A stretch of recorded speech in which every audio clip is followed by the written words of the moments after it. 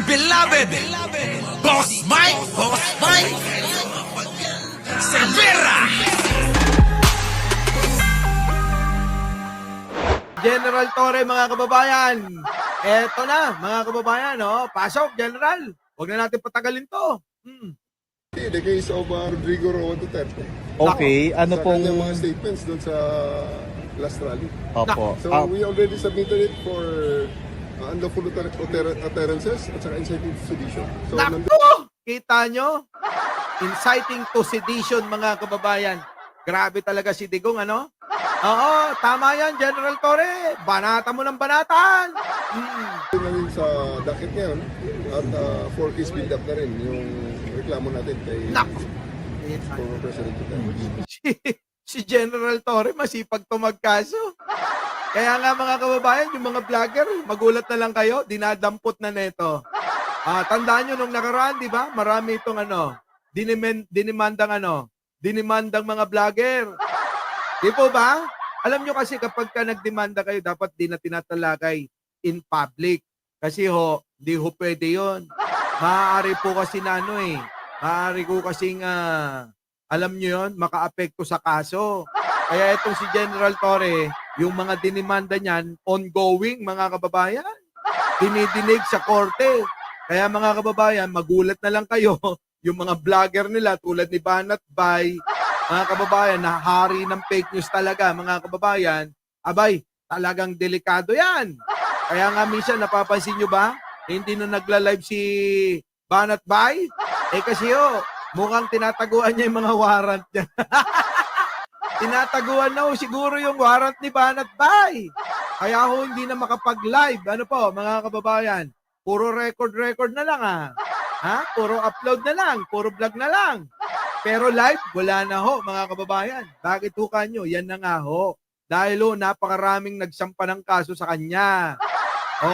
Ngayon, mga kababayan. Eto, sumunod. Si Pangulo nyong Digong. Ayun. Sinampan ng kasong inciting to sedition. Naku, mga kababayan. Yan po yung kayo sinasabi niya, pasasabugin niya. Isa pa yung alin, yung ipapapatay niya yung mga senador. Alam nyo kasi, mga kababayan, etong mga kampo ni Digong, para bang pagka na susukol si Digong, abay, lahat na lang joke sa kanila. Hindi nyo ba napapansin? Ngayon, ang palusot na naman nila, joke lang yun. Mga kababayan, sino ba matinong tao na i-joke yung papatay ka ng tao? Wala akong ganun, mga kababayan.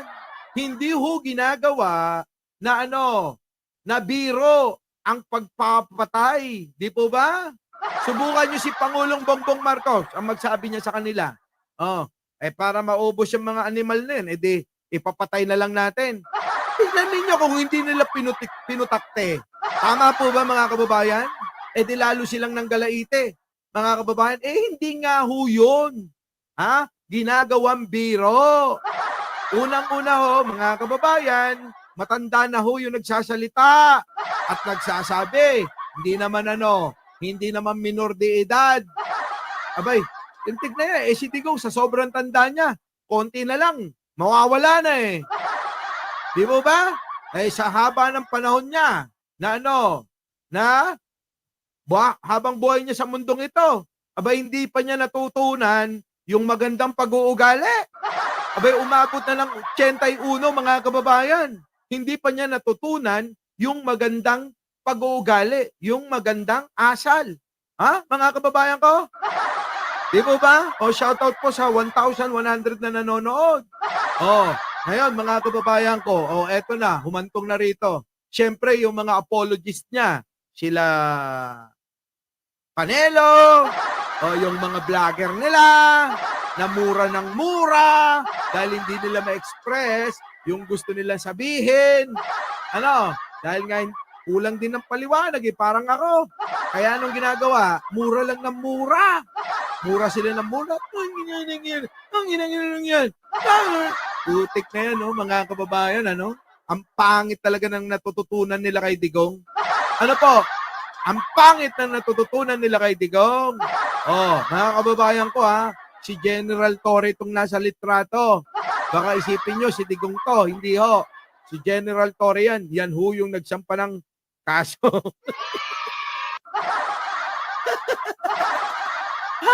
Idol natin yan. Mga kababayan ha. General, napakabait na tao nito. Mga kababayan ha. Napakabait na tao. Oo. Abay, grabe ho yan. Oo. Asikaso tayo niyan mga kababayan. Grabe. So, eto na mga kababayan. Ulitin natin tong sinasabi rito. Bakit ba sinampan ng kaso? For DC-20, the case of Rodrigo Roa Duterte. Okay, ano Sa pong... kanyang mga statements doon sa last rally.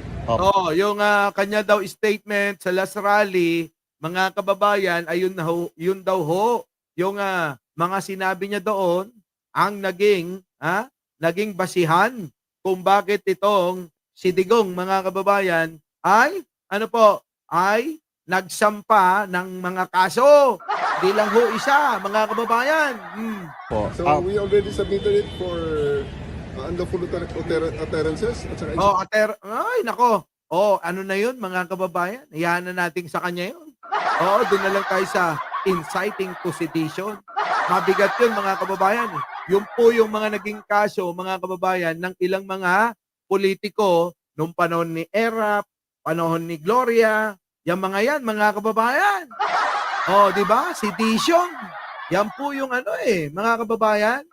Yung bang nambubuyo ka, at gusto mong lumaban sa gobyerno sa marahas na paraan. Tulad ng kay Digong, mga kababayan, ano yun? Sabi, gustong bombahin. Yung alin? Yung Senado. Yan yun. Tuloy. sedition. So nandun na rin sa docket ngayon at for case build up na rin yung Nako. reklamo natin kay former President Duterte. Hulihin mo yan. Ngayon, mga kababayan, sinampan ng kaso. Siyempre, alam naman natin si Digong Si Digong maraming pacheche-boreche. Si Digong siyempre sasabihin, matanda na ako, hindi ko na naalala yung sinabi ko na yan. Hindi ako naalala, hindi ko na hindi ko sinabi yan. Kahit patayin niyo ako ng 1,000 beses, hindi ko talaga sinabi yan. Hindi ko maalala Hindi ko maalala. Ganun lang ang sasabihin ni Digong Ay kita nyo nung nakaraan. Ano yung sinasabi niya? Adik si Pangulong Bongbong Marcos. Tapos nung tinanong ng mga vlogger niyang aanga-anga rin, abay, ang biglang sabi ni Digong, mga kababayan wala akong sinabi niyan. Patayin ako ni Marcos kung sinabi ko yan. Okay, sasabihin din naman mga kababayan ngayon ni Digong, wala ako sinabing ganyan. Wala ako sinabing ganyan. Iba pa kasi Panelo nagsabi niya. Kaya nga ho, mga kababayan tuloy lang natin. Specific statement that he made. Gusto niyang patayin ng 15 Gusto niyang patayin ng 15 na senador. Yan po yon, mga kababayan. Sabi sa dulo, naputol lang. Ayan That he made. gusto niyang patayin ng 15 15 na senador. Apo, Our beloved Boss Mike Cervera.